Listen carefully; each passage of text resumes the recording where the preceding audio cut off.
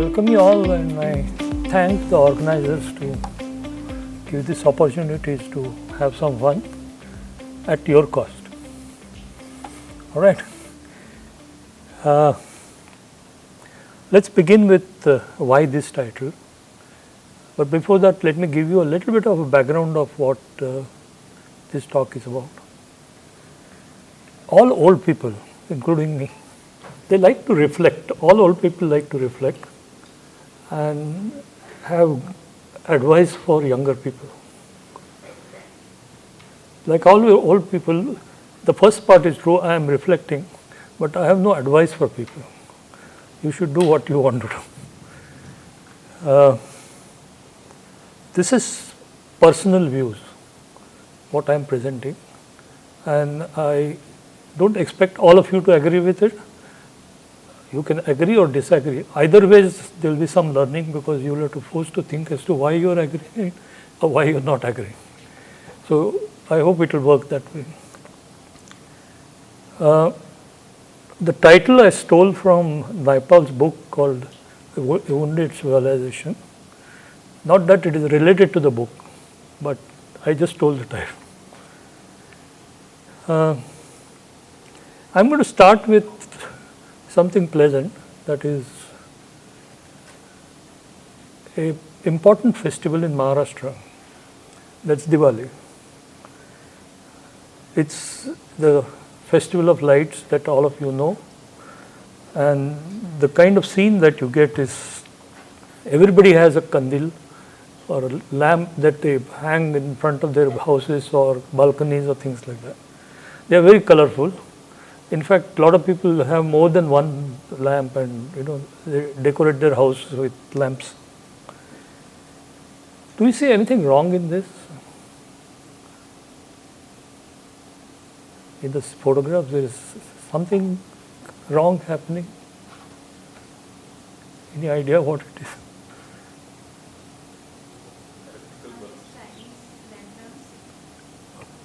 Okay.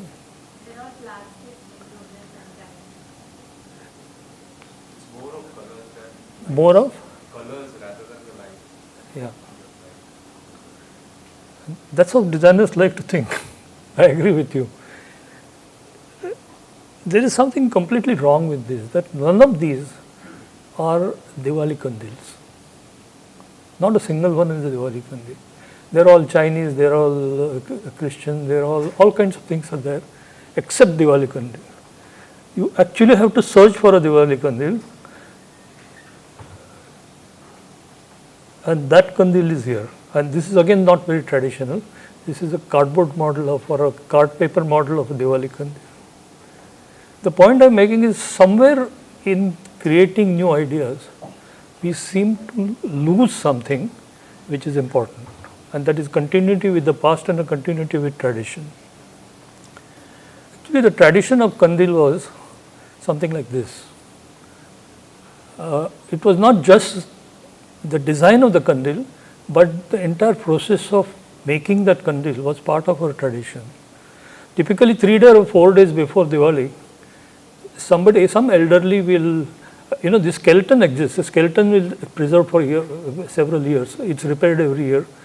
It's made out of bamboo slats, and that is kept in the house. It is removed from your store. Then somebody goes and buys those color papers and what we call chandi, the paper which is shining, and buys gum, and if the gum is not there, you use rice paste and things like that. And he will sit with children and do this kandil in the house, and on the day of Diwali, they will put it up. So there was an entire process that was followed to put the Diwali kandil. All that is gone now. You send somebody to the market and get whatever that's available, which can be called as Diwali kandil, put it up, and that's the reason none of the photographs have a traditional kandil. Chinese lanterns are not kandils. They are different. They, of course, belong to a different culture, and they may be appropriate, but they are not part of Diwali celebration. But that's not what is happening. People use it because it's very easy to buy and also cheap. So, have new lantern designs solved problems or created problems? Let's look at that, and that is the basic issue that we are going to discuss. This is not an isolated drug. I talked about Kandil because a lot of people would know about Kandil, but this is happening with every product that we are buying now. So there is a crisis of cultural identity, and I am talking about material culture, and there is a dilemma of developing world that is confronting globalization. We had a tradition of dolls. These were made by women and sometimes craftsmen, which had its own language, which seems to have vanished. And what you now have in the cities, and maybe elsewhere also, are Barbie dolls. The most favored doll is a Barbie doll. And then you have a huge range of Barbie dolls, by this Barbie, that Barbie. And there's one Indian Barbie, which is actually very superficial. It is made to wear a sari or something like that. But otherwise, it's the same. The body language is same. The face is same, everything is same, including hair is white, all that, but it just is that sari is put on top of it. We had a great tradition of ornaments, but what is now sold is through seductive imagery, a kind of ornaments which are not part of this culture. They are typically Western kind of. It really hurts when you see a regional channel like Marathi or a Bengali, the news readers come in dresses which are not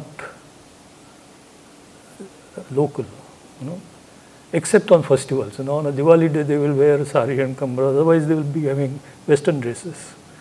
So I know that you are all going to be angry because all of you wear Western dresses. I also wear part of the Western dresses, but that anger, just hold on, because there is a way out of it, which I will come to. But there is other side, a good side of globalization and a borderless economy. It's the first time there was access to quality products, particularly technology products, and at a price that was affordable to middle class. So that middle class can now have a LED TV, can have a music system, you can have a car. In fact, most of the things that people go abroad and covet are now available to the middle class. So there is positive side to it, and that's the reason why idea of globalization is sold to us saying it's a win-win situation. So we have all these products which are available, all of us can buy. Almost most of you would have sophisticated iPhones and things like that, iPhones or any other equivalent. So stories are not very different in other developing countries. BRICS is Brazil, Russia, India, China, and S is forgotten, but South Africa. It's the same story. Okay. Everybody wants to match the techno lifestyle of the developed world to show that they are modern, that they are global in nature. So open border is actually connected with modern lifestyles. So all of us now have access to cars, have access to IKEA furniture, and access to extremely high cost cars. Of course, also richer people can do that, powerful cars. So middle class can now dream of good comfort at an affordable price, and he can think in terms of global design standards and global aesthetics. Somewhere this second part is creating problem. There is nothing wrong in having technology which comes in, but it comes with its own values and it comes with its own practices which get adopted in the society, and that is how we are gradually getting westernized. And me means that includes me also.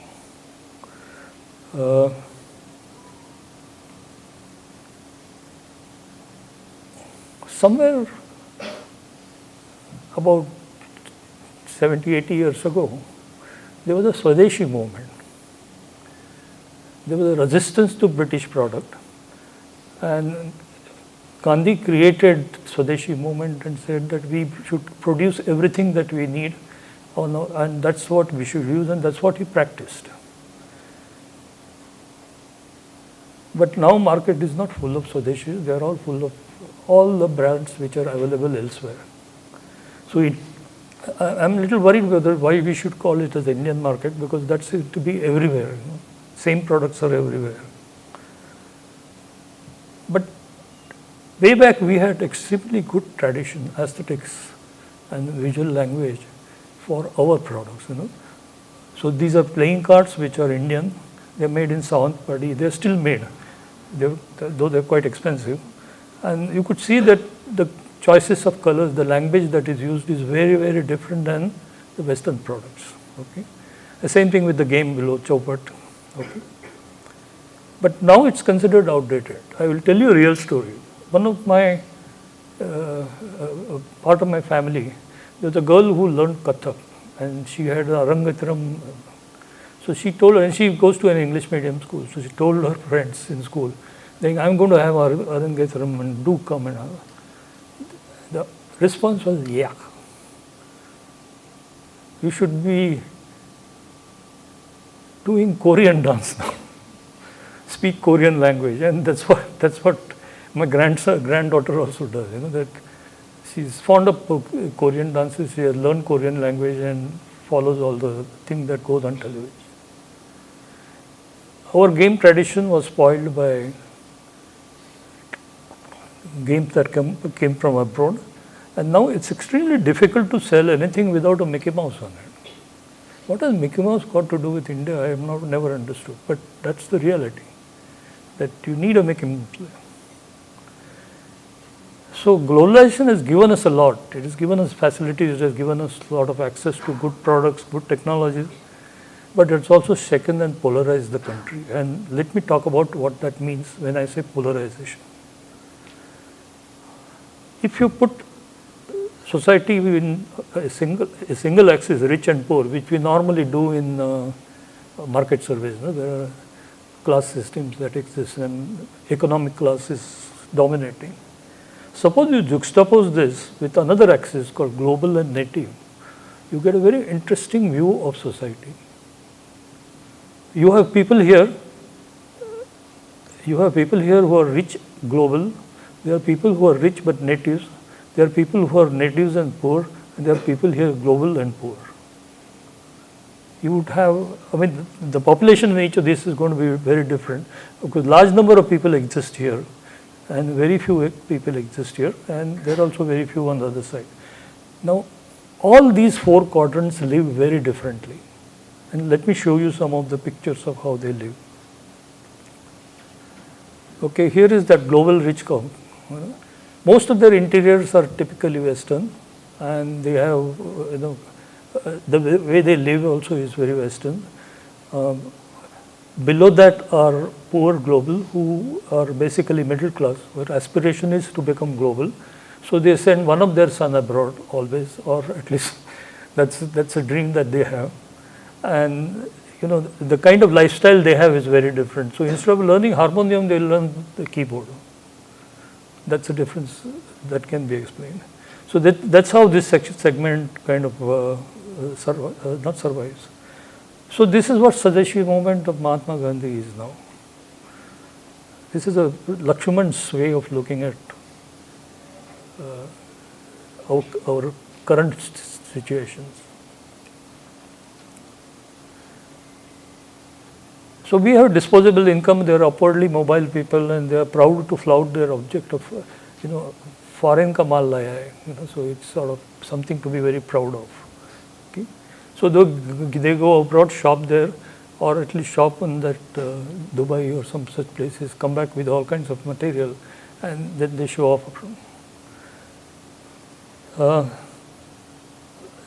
Fortunately for us, there are still people, a large number of people who are here.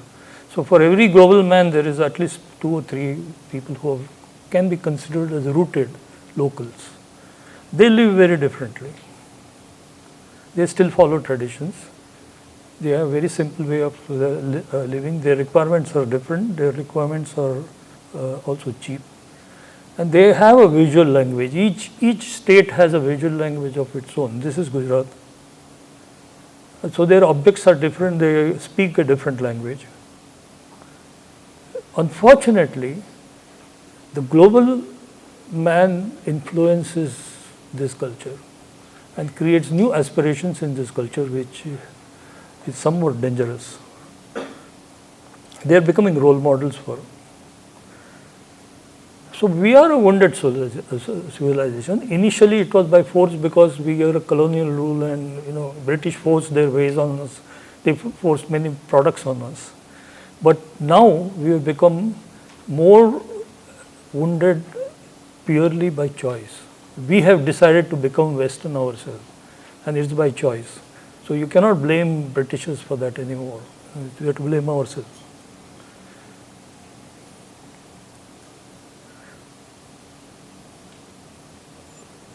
It's not that onslaught of other cultures or Indian cultures are anyway new. India has been invaded many times by many people. How did the culture survive? When Mongols came, the culture still survives, right?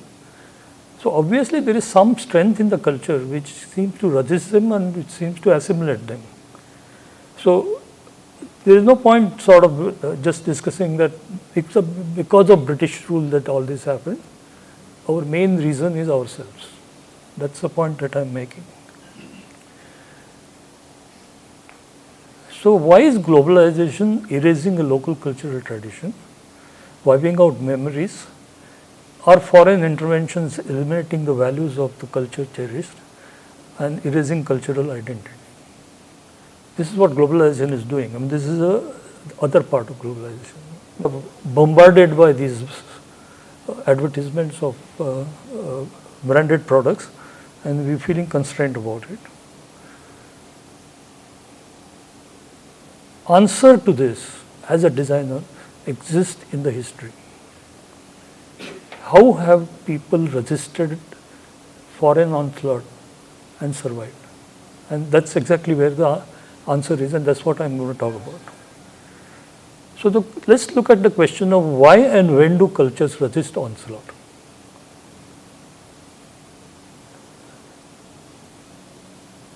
These are some of the key areas where cultures have completely resisted onslaught. One of them is food. Whatever McDonald's tries or whatever Coca-Cola tries, Indian food has survived and survived well. In fact, it's growing. Indian theatre. All regional theatres are very strong. Every organization like Star and all came with English channels and soon realized that you can't survive in India without creating local programs. Same thing with films. Bollywood has its own culture. It is not affected by Hollywood. It's not affected by any other foreign influence. It has its own way of doing things. Literature is also very local. Our notion of home is very local, and I'll explain you through some examples. And our rituals, of course, remain local, and that's true with every other. Why is it that these are able to resist? One of the reasons is these were far stronger, more powerful than what Westerns could offer. These, for instance, our food is something worth exporting, because it's such a rich food and such a rich variety that every state you go, it has its own food culture. There's a lot that we can offer to the global community rather than learning something from them. Same thing with theatres and films, and same thing with homes. Let me explain you some examples. We don't have course meals, no? One course, second course, third course, and all. We have different kind of system of eating food, and that is not likely to change. So McDonald's, however hard it tries, local bhajas are local bhajas. People eat them with all, good memories about that particular street corner gives you good vada pav. Let's go there. In fact, the best vada pav is known where you get in Bombay is very well known. So food culture was so strong that it has not been able to take, it has been able to take the onslaught of Western food without any difficulty. Same thing happens with music. We have such strong musical tradition that Western music has not been able to influence. In fact, when MTV came first time in India, their press conference they announced, we are a global company, we will give you global music. Listen to us. What are they doing now? 23 hours of Hindi. So if you have a strong tradition which is fairly rooted, it is possible that it can resist Western influences. Same thing with, of course, Hindi films. And same thing with the idea of home. Our idea of home is very, very different. In fact, our way we organize homes is very different. I did some work with Dharavi in the slum in Bombay, and we were trying to find out what is their idea of home and what do they buy and where do they keep it. So we have a game in which they play. We were surprised that the first thing that they decide collectively as a family in organizing their home is the location of television. Television is God in most of the lower middle class and below. So they collectively decide this will be a position where TV would be. Then everybody decides his activity, that I will cook here because I can see television, I will study here because I can occasionally sit here. So the entire house gets organized not through any functional purposes or anything like that, but the way TV works. And that's unique to India. And typical tradition that designer says that you look at function and all that doesn't work there. Okay, so here are tech products that have come and influenced us. Nokia did it some years ago, it doesn't exist anymore. Then Honda, Pepsi, they suggested Pepsi, Coke, Levi, they all influenced us. But there are a large number of other channels which have become local. And they give local music, they give local contents and things like that because they could not have survived otherwise. Fortunately, in rituals, we do have a tradition which survives. Marriages are still very traditional, and other things like this is Muj, which is again traditionally, except that it has become over ethnic. Look at Ambani wedding. That was absolutely over ethnic wedding. But that's sort of, you can leave aside that question. Third is cultural issues dominate when the work for real India comes in. And real India is where I'm talking about lower middle class and below. We were working on affordable housing for people who earn 10,000 or less per month, which is basically drivers and workers in the factory, unorganized factories and things like that. And we found something quite interesting. I mean, we worked with them for quite some time. The project was, can a family of 6, that means husband, wife, 2 children, and occasionally parents of either the husband or wife visiting, so that makes it 6, stay in a cube of 10 feet by 10 feet by 10.5 feet. Now, where does this figure come from? This figure comes from the fact that FSI in Bombay is counted on the basis of height. So the problem was redefined, saying, what if a home is sold not on the basis of square feet, but on the basis of cubic feet? Moment we looked at house being sold at a cubic feet, suddenly you found a lot of space which could be used. And that's exactly what slums do.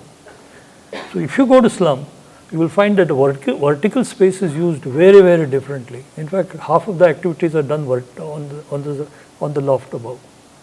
And this is not necessarily true in India, this is also true in many other Asian countries, that most of the activities get done in a small place by a series of platforms. In fact, I have a whole document of what happens in China and other places.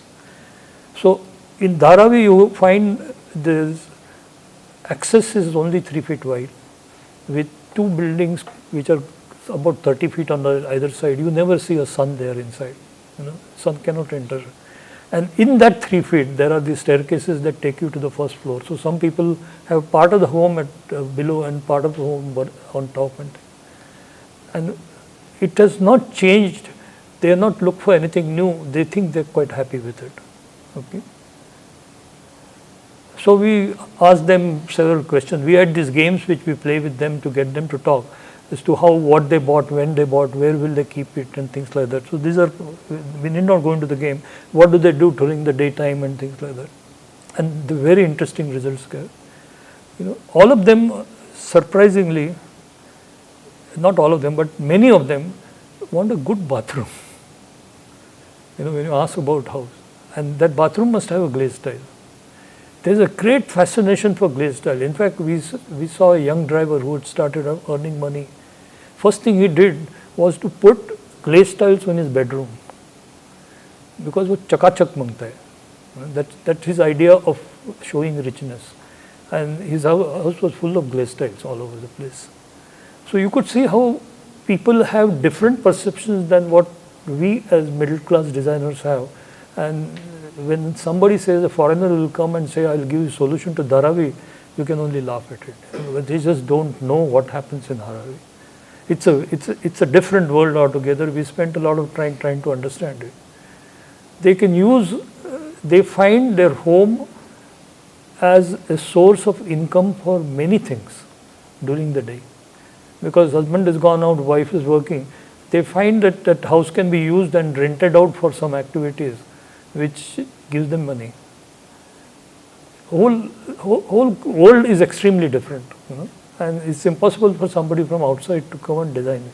You have to sit with them and design yours with them, which is what we did. We did this exercise of everybody trying to populate their house with furniture and activities and things like that through cards, and some wonderful results come in. The whole perception of house is very different.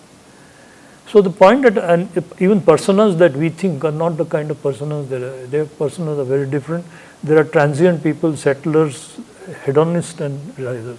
That driver I talked to you about who had a glazed tile belongs to what one calls as a hedonist, who wants to show off through his money. I mean, whatever little money that he has. Risers are the people who are currently living very frugally because they want to make sure that their children would at least become BA, BCom or something or other, and they will go up the ladder. Settlers are a different kind, and transients are basically small businessmen like tailors and things like that. So this project was to design a 10 feet by 10 feet. So we decided that we cannot do this in drawing, we cannot do this in small models, we had to construct a full scale model. So using slotted angle we created, we first started with cardboard and we realized this is not going to work. You can never imagine a small place in which things can happen.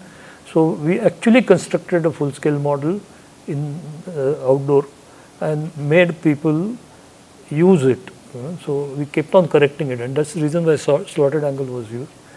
The only way you could adjust to the culture of living was to create a slotted angle thing, so that we can change and tamper with it in order that it fits the requirement of people. Okay. So there are these platforms that come in the way in between zero level, ground level and ceiling, where people can sit, but they can't stand on that platform, and that's perfectly all right for them. That culture permits that to happen. Okay. And then things fold, including television. The television was mounted on a rail, so that when they are in the ground floor level in the evening, television comes down. When they go up for sleeping on the platform, the television goes up. The toilet, 10 by 10 included a toilet, and that was something perfectly all right for them. But they wanted a toilet that is converted from WC to bathroom by a flap. So every little space had dual uses. And this is exactly how Dharavi works. Their staircases are also chutes for sending material down. It's a fantastic place. You have a tour of Dharavi, by the way. It's quite nice. So this is a bathroom which becomes part of kitchen. The way it works is there's a corner door which opens up, and when it closes it becomes open. When you open it up, it becomes part of the bathroom. It's something like this. This is the one. You bring this out and open it, it becomes a bathroom. But bathrooms are used for a very short time. So during normal day, it is used as part of kitchen. And we got we made a permanent model and got people to come and sort of suggest what can be done. And whatever you do, we don't understand their problems, frankly. In spite of all our studies, we said that ये point है उधर ceiling fan आएगा. They laughed at us. We don't use ceiling fan. The reason is very simple. They know the swimming pool is cheap and lasts longer. But he says, रात को जब भी सोना है ऊपर जाते हैं, so we take the fan with us. So we need light tabletop fan and not the ceiling fan. So to understand a culture, you really have to be part of it. In spite of spending so much of time, we couldn't. We made mistakes, quite a few mistakes. All their furniture are folding furniture, because during day they may use that for some business purposes, so they need to fold that. So cultural issues are critical at the bottom of the pyramid. You really want to understand it, take a project at the bottom of the pyramid and you would really get some good insights into Indian culture. So we got people to, the prototype was populated, and we also told them to appropriate the places. So they made their own changes and things like that. So the question that we started is when and why does a culture resist the global onslaught? Global solutions are unlikely to meet the needs of home in every such home as an entity. Then how does middle class adjust? Because we have adjusted to the apartment. Think about it. There are so many compromises that we have made in order to fit into that little space called apartment. We don't realize it because you are born in that apartment, so you think that's the way to live. But if you compare it with the way others live in the villages, you will realize the amount of compromise. For instance, our tradition was, as soon as you come on, you wash your feet. Yeah? You can't do that in an apartment. So what do? We seem to have compromised everywhere. But that's a separate issue. It's not an architecture. So the second question I'm talking about is, if culture has a tendency to resist, how does it develop and transform? Cultures must necessarily change. I'm not for keeping everything static. It has to evolve itself. So how does it evolve in spite of the fact that it is likely to resist? So we need to balance the two. There are two views to culture. One is a purist view, saying culture shouldn't change. It's also there in language. You could see that the language should not change. This is the correct pronunciation. This is the only way to do it. This is the only meaning, etc. So they resist any disruptive ideas. But there is also a liberal view of language, which is a lot more common. Do you know how many words Oxford Dictionary adds every year? Where do these words come from? If it's a purist approach to language, it should not have come. But there are a lot of Hindi words are accepted as English words now, officially through a committee which decides that these are words that can come into English. So cultures are willing to change, but with a sort of a margin. It's not that disruptive changes, but slow changes. Now let's look at history of cultures where borrowing and transforming and assimilating has been a very common. I mentioned about colonial rules, but I mentioned about India being invaded before. There are so many things that we learned because of that invasion. There are bad things also, but the good thing is look at Fatehpur Sikri. Fatehpur Sikri has an extremely good mix of Indian architecture and Islamic architecture. And it's so beautifully done that you can't see anything wrong with that. In fact, it makes a statement which is unique. Britishers, surprisingly, though they were rulers, there were two kinds of architects who worked in India. First, who felt that we are the rulers, we will decide what India needs and we will give them what we think is right. They are one kind of rule. Second kind of rulers felt that Indian tradition in architecture is far superior. Let's try and assimilate it. and try to create a new style which is kind of a British come Indian style. It's called as Indo-Saracenic. This is not Indo-Saracenic, but the next example will be that. This is of course a British expression of Indian house which mixes Indian tradition with British villas and things like that. This is Indo-Saracenic style where there is an actual documented debate of architects trying to argue with each other, should we impose style or should we learn from what is available locally. So Bombay Municipal Corporation is based on this. It has existed in many places. For instance, Kerala Syrian Christian marriages, their dresses are interesting. It's a good mix of Western. There is a crown, there is also a veil, but she wears a sari which is called Mantrakudi, and she wears not Mangal Sutra but a pati, which is a sign of marriage. So you could see that fusion has been part of the culture and its growth, but it hasn't really been accepted in modern design, and that's the biggest problem there. Now I'll show you later on examples of how some modernists have accepted it, but let's wait for that.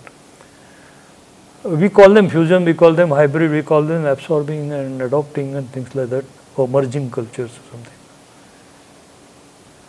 But there is always a fight between tradition and the westernization. It's always versus each other.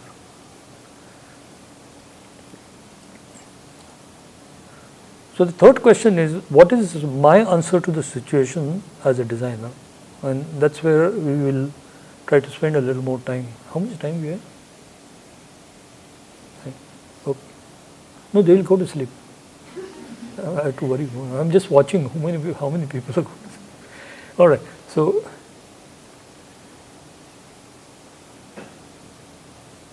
can there be a new visual language which updates itself by learning from Western tradition? And that's fashion designers and graphic designers who have done this successfully. And I thought I will show you some examples, and I will show you some examples of my work also in that. Okay. In architecture, I don't know how many people have seen this building, Citadel de Goa, done by Charles Correa. It's a beautiful example of assimilation of Spanish cultural tradition with Goan tradition. The main inspiration comes from a local Goan community buildings which had that red and white borders. Okay. That's because red was laterite that was used and white borders there. He used this successfully to create a new expression of modernity which will not fit into a normal definition of modern. It's a different definition of modern. His other work like Jawar Kala Kendra at Jaipur shows also a very good mix of modernity and so he has these pictures on the ceiling. And the Indians don't leave their walls free, there's always full of all decorations. So he started using decorations on it, but in a way by which it looks modern. They are traditional decorations, but the way it's done, it looks modern. Stepwell is a part of our, and stepped aesthetics is part of our culture, and there are a large number of such examples of steps in modern architecture. This is by Pravina Mehta, it's a Bombay architect. This is a temple which was interesting. I was asked to design a temple for a society, and they wanted a small temple for. Now my question, I didn't want to do a traditional temple. I was trying to explore an expression of a temple as it exists now rather than what it existed before. So I was looking for fusing of modern and tradition, and there are a lot of things that I exploited steps, I exploited this chaja kind of thing, but they are all not functional. They are basically there to communicate that it's a temple. And I was quite surprised that one of the most traditional person in that society was against doing anything except the traditional temple. After the temple was over, came and told me, there is something Indian about it. He was one of those Purohit kinds of things. Okay, in product design, this is an example that I showed to my students. And chairs, you sit upright. Why can't you sit with folded legs on chairs? So and there is a way of sitting at an angle which allows you to keep your torso erect. So I explored that as part of ergonomic thing and then converted that into a 17.5-degree slope. And then I thought, why not create something which is a fusion of Western and non. The idea came because I was working at that point on this project, and I happened to see a very interesting drama. It's a musical drama called Mulgi Zali Ho. It's Marathi. That particular drama has all the modern elements and all the traditional elements, including Sutradhar, all of them effortlessly fused together. So it's one of the very good examples of how fusion. So I said, if it happens in drama, why can't it happen in product? So this was deliberately done this way. So a lot of these ideas about this way the upholstery is done, way this is done, way this is done, this is all based on our own tradition. Then I started looking at, can there be bicultural products? Or so the next project with students was, what happens if Swatch was born in India? What would have been the patterns? So this is an answer to students' answer to if Swatch had a birth in India rather than in Europe. This was Kandil example which we did with student in NID. Believe me, this has everything about tradition. It is to be assembled before Diwali, and he was a German student, and with German precision he created things which are so nice and accurate that you could just do a little bit and it can get assembled into it. It's sold as flat piece, and you bring it home, and there are some strings through which you kind of tie it up to create a kandil. This was done by a textile student who wanted textile to be used as part of it, but the kandilness is not lost. Then there were some toys. This is an Indian toy where you have on the string that bird keeps traveling. So I thought that what is a modern expression of this kind of a toy? So his idea was to create this. In visual communication, of course, there are many examples which are available. This is my own work on a show window. It's little problematic in photography because this pattern was actually borrowed from the earrings. So there are earring kind of patterns that come in, and then there's a complete Western way of handling, a postmodern way of handling the rest of the things. So they are juxtaposed together, but here it's largely dominated by the Western tradition. So we were exploring ornaments, and one student looked at Indianness of the ornament, particularly of pendants, and he came out with some very interesting insights into what makes a pendant look Indian, and how you could fuse it with the Western pendants and try to create something new. Fashion design, there are some people who are very sensitive and create fashions which are part of fusion.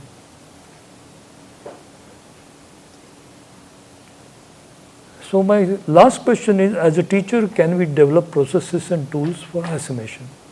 And I've been experimenting with my courses on how it could be done, where you can learn to control the level of assimilation as you go along, and that's where this, the gradations that we do are part of that process. Okay. So here is a situation. Suppose there is Indian hard rock, and this music is to be marketed abroad. What would be the CD cover? I mean, this was done 15 years ago when CD was common. Now you don't see CD often. Okay. So they analyzed the nature of logos that are used, and look at what typical logo is: Gothic script, ambigrams, symmetry, black and white, evil and spiky. Okay. This was hard rock kind of logos. So they created, and then this is of course the level of typicality which goes on reducing. So they created their own ambigram, which is a brand name that they had for their product, and then they also looked at CD covers. What makes a typical Indian and Western CD covers? There were two separate things which were done, and they fused together to create their own CD covers like this.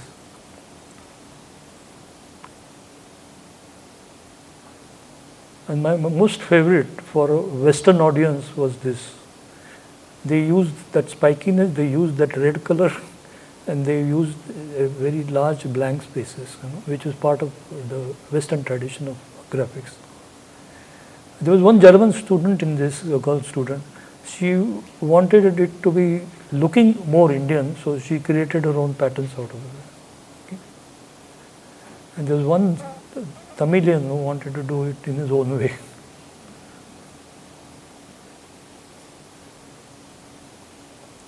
So modernity should not be strongly associated with practices of advanced countries. Let assimilation lead to a social upward mobility and create a brand of assimilated products. So there would be a homegrown version of modernity, which would mean that this is what has happened in music. I'll just show you a small clip.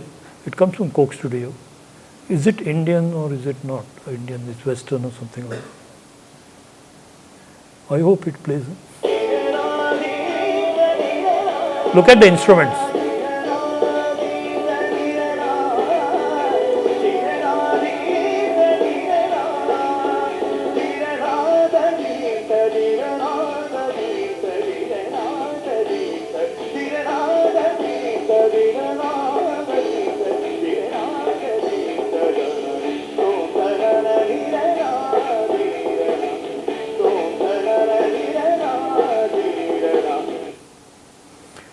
Okay, so is it Indian or is it Western? Actually, fusion of both. Huh? Fusion of both. Fusion, right? It's a fusion music and it's done so beautifully that it doesn't look like it's kind of disturbing or anything. So technically this example shows that it is possible to create fusion assimilated products which are not disruptive. They belong to two cultures simultaneously. That's what I was trying to do. So Coke Studio has been doing this quite often. I don't like Coke, but I like Coke Studio. It's better than Coke. Okay. So our aspiration should be there would be a Brazil. Let the design speak. Brazilian modern, Russian modern, Indian modern, Chinese modern, and South American modern. Each country could have its own expression of modernity rather than following bows. And that's exactly what the agenda should be. So what have we done so far? We are concluding now. So we can heal the wounds of civilization, study when and why cultures resist onslaught, learn to create material culture that promotes development and also respects tradition simultaneously, and also has a continuity with the past. And teachers can develop processes. For instance, we still don't know, though I've worked with assimilation for quite some time, I still don't know how to separate a good example of assimilation from a bad example. We still need theories that help us to solve some of these problems, and promote assimilation. Thank you for being here.